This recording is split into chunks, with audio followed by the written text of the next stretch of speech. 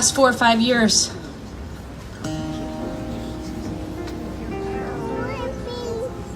seems like the enemy has tried so hard to shut us down. Karen, same with you guys. And when I tell you that we've been under attack, I'm talking about things like sickness, cancer, depression, anxiety, all the Isaacs in our families, immediate families, loved ones battling addictions, financial struggles. People look up here and they say, oh, you got it made. You're the Isaacs. You're Karen Peck and New River. You're Wade Spencer. You're Tim Menzies. You must not have any problems because you know the Gaithers. If only I knew Bill Gaither. But it's not true, you know. There's no difference in y'all and us, except we're standing on this side of the microphone today.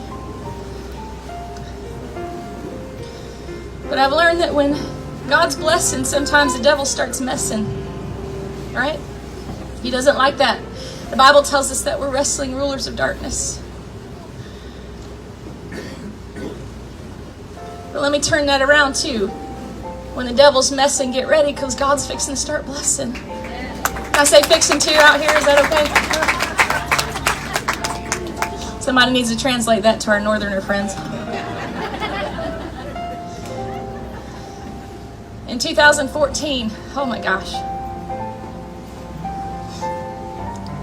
we were on this sea. It was the summer of 2014, and I had just found out about 5 weeks before, or a few weeks before, that I was pregnant. Aiden was already 3 years old, and we had just found out that we were pregnant. I mean, it was so new. It was like so new that you don't tell anybody yet new, okay? But we were on this trip, and we were out here on this boat, on this sea, and I just felt so comfortable with everybody on the trip, and like we were all just best friends already, and I couldn't hold it in anymore, and plus I wanted people to know why I was eating so much. Now I don't have an excuse, but surely to God. But so I told everybody on the boat, I just found out I'm pregnant, and I was so excited and rejoicing with everyone. And after the trip, we went back home. I was baptized on that trip also. I always get baptized, and it's okay if you want to get rebaptized in the Jordan River.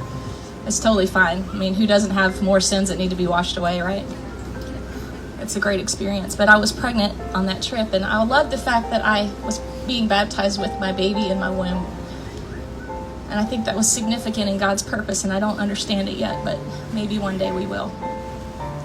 And we got home, and a few months passed by, and I found out I was having a little girl. And you know, I always wanted a daughter, and I was so excited to find out that I was having a little girl to go with my little boy. But in October of 2014, as I was 6 months pregnant, I started hemorrhaging. And I went into the emergency room, and the doctor came in about 2 a.m. with the ultrasound results. And she said, Mr. and Mrs. Yeary, I'm so sorry to tell you that your baby girl has passed away. Her heart is not beating anymore. I've talked to some of you on this trip, and you know the pain of losing a child. Some in utero, some later in life, and there's nothing like that pain. It's not supposed to go that way. And as I was laying in that hospital bed that night, thinking about this trip and thinking about my precious baby who is now an angel with Jesus, and I thought how precious that I was baptized with her in my womb. And the Lord gave me so much strength that night in the hospital and so much grace. And after 12 hours of labor, she was born. We got to spend precious time with her, and then the funeral home took her and a beautiful burial service. But I learned something in the hospital that night. When you go through something devastating, Lord, I should have brought my tissue. Somebody got one? When you go through something devastating like that, you have 2 choices.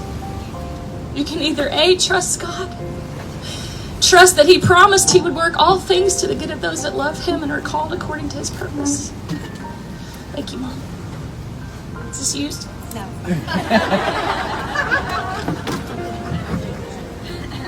You can either trust Him or you can blame Him. A lot of people get mad at God when they don't understand their pain. But I want to tell you today that God loves you so much. The Bible tells us so much that he sent his precious son to die. God, his own son, he knows the pain of losing a son, just like I knew the pain of losing a daughter. And I'm so thankful that I chose to trust in him, because he brought me through. He gave me grace and he gave me strength. And I was already 40 years old when that happened, and I didn't know if I could have children. But look what God's done in my life.